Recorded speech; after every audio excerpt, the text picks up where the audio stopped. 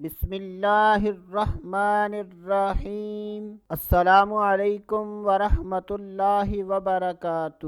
آج کی اس ویڈیو میں بات کریں گے خواب میں شیطان دیکھنا کیسا، ابلیس لعین دیکھنا کیسا۔ تو اس کی مختلف صورتیں ہیں۔ حضرت سیدنا دانیال علیہ السلام نے ارشاد فرمایا کہ اگر کوئی شخص خواب میں ابلیس دیکھتا ہے تو یہ اس بات کی دلیل ہے کہ ایسا آدمی دشمنی، بددینی، جھوٹ، فریب، بے شرمی، نیکی سے نا امیدی اور لوگوں کو بدی اور شر و فساد پر دلیل ہے۔ اگر کوئی شخص خواب میں دیکھے کہ اس نے شیطان کو لڑائی اور جنگ میں مغلوب کر لیا ہے تو یہ اس بات کی دلیل ہے کہ ایسے آدمی کا میلان اچھے اور نیک کاموں کی طرف ہوگا۔ اگر کوئی شخص خواب میں دیکھے کہ شیطان اس پر غالب آ گیا ہے تو یہ اس بات کی دلیل ہے کہ ایسا آدمی شر و فساد کی طرف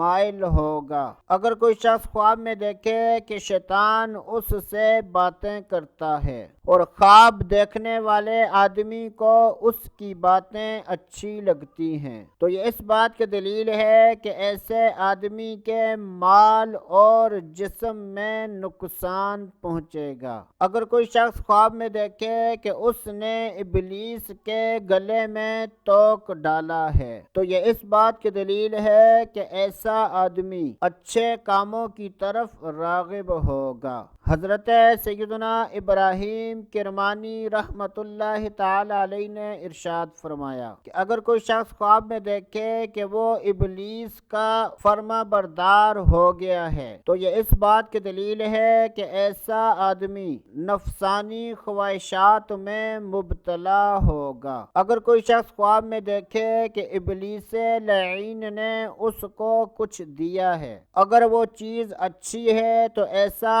آدمی مال حرام پائے گا، اور اگر وہ چیز بری ہے تو ایسے آدمی کے دین میں فساد ہوگا۔ اللہ عز و جل سے دعا ہے کہ اللہ عز و جل ہمیں اچھے خواب دیکھنے، برے خوابوں سے بچنے کی توفیق عطا فرمائے۔ تو دوستو ابھی کے لیے اتنا ہی، اگلی ویڈیو تک اجازت، اللہ حافظ۔